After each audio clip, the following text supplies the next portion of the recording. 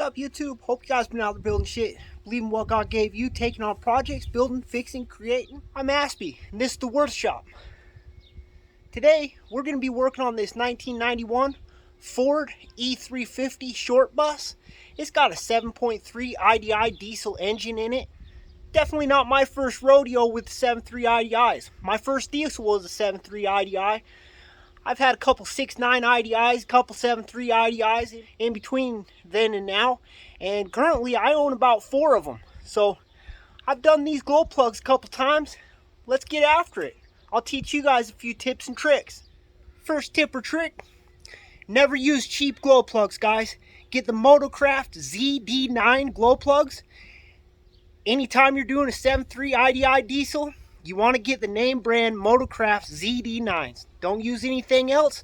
The tips can expand, blow up inside the motor, then you're having a real hard time pulling them out, and gives you all kinds of other issues. So not worth saving a few bucks. Just go ahead and get the name brand one.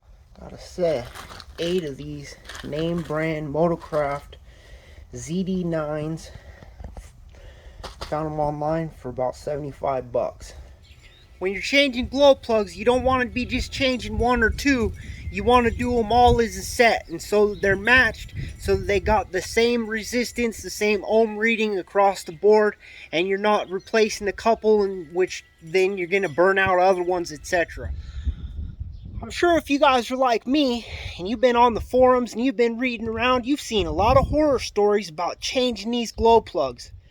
Well, I'll tell you what, I haven't ran into one of those horror stories, and I've done about 5 sets so far. So be positive, think happy thoughts, and let's get this job done. Believe in your hands just like I'm believing in mine, guys. God made the both of us for a reason on this earth, not to sit around making excuses. The first steps for one of these E350 vans is to get this doghouse off. And it's got a couple of flathead screws here in the floor, and then a clip on each side. So I'm going to go ahead and get this pulled out of the way and get back to you. Now that we got the doghouse cover off, I'm going to show you my next tip or trick. If you've got an air compressor, use an air nozzle and get down in there around them glow plugs and blow all that crap out. You don't want that stuff falling down inside your engine. Now, not to worry, if you don't got an air compressor, which a lot of us don't, you can get canned air in an aerosol spray can, or I'll show you another trick. Get yourself a hose and you become the air source. I shrunk this one down on the other side just to give it more force, but you just move that around in there.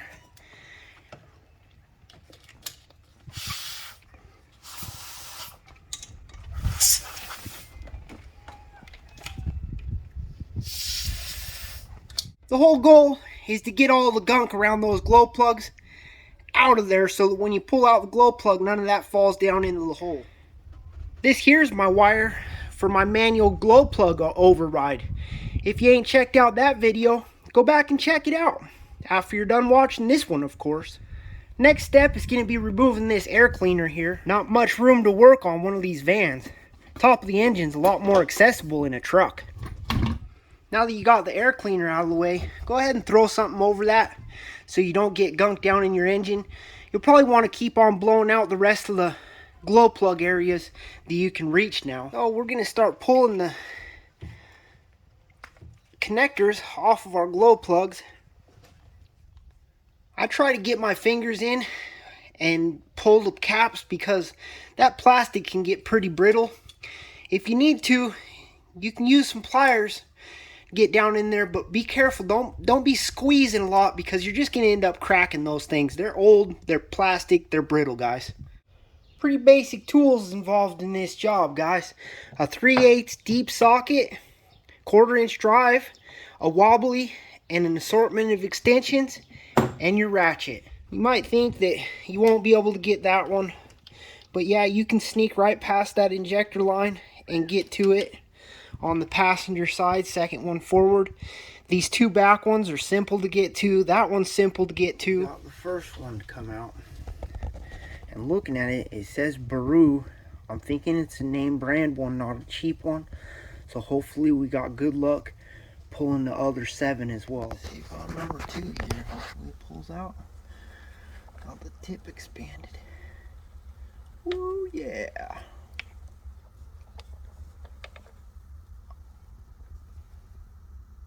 So there's 2. Let's get number 3 pulled out of here.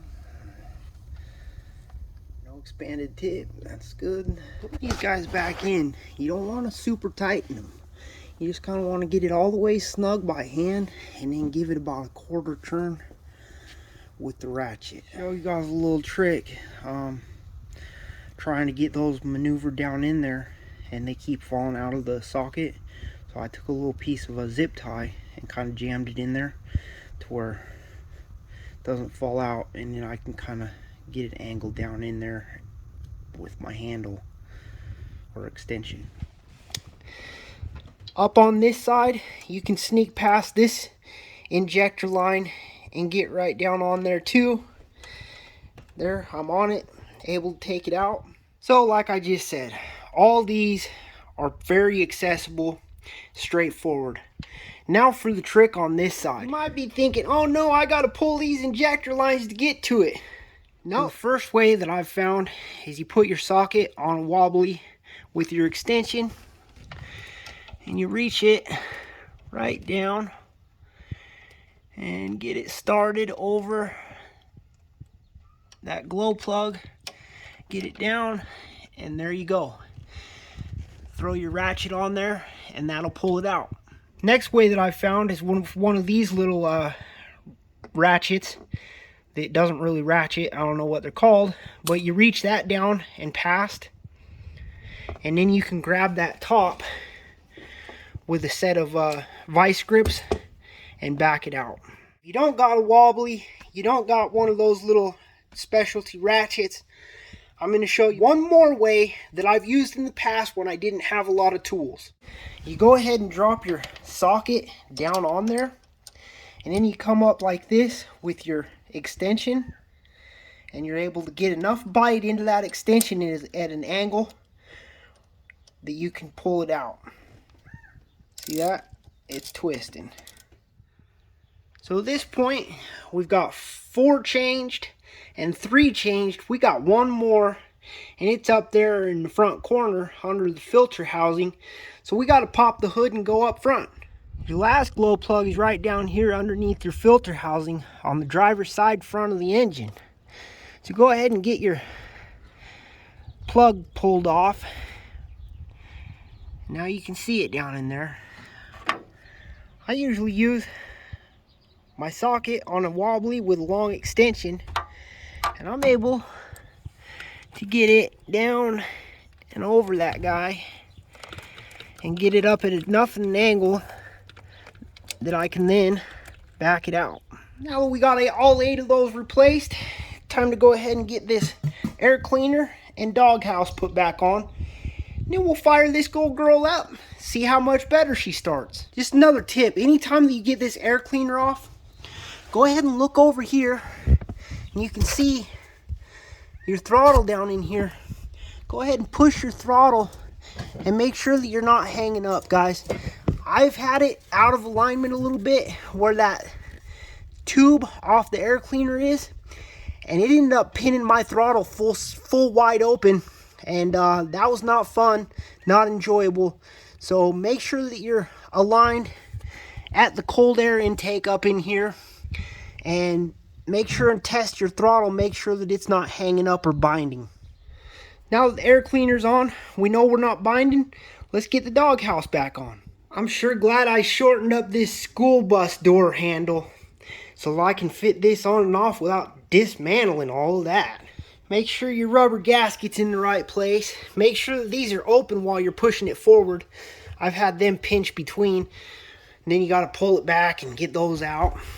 So, got those clipped. Gonna go ahead and get my other screw put in. Now let's give her some glow plug and fire her up. 2 1,000, 3 1,000, 4 1,000, 5 1,000, 6 1,000, 7 1,000. Nice. Listen to that girl purr. Ain't nothing sounds like a V8 diesel, 7.3 or a 6.9 IDI. Music to my ears. Hit that like button before you take off. It really helps out this small YouTuber trying to grow, trying to beat those evil algorithms. Especially if you learned something, maybe got the confidence to take on this project. Hit subscribe, you want to see future content, me building, fixing, creating, and encouraging you guys to do the same. I'd really appreciate it if you go back and check out some of my older videos. I did a fuel heater delete, I did that manual glow plug button, I've done heist torque starters, I've done several IDI videos in the past, where to hook up gauges, etc. So, alrighty guys, till next time, believe in what God gave you, take on projects, build, fix, create, keep building shit.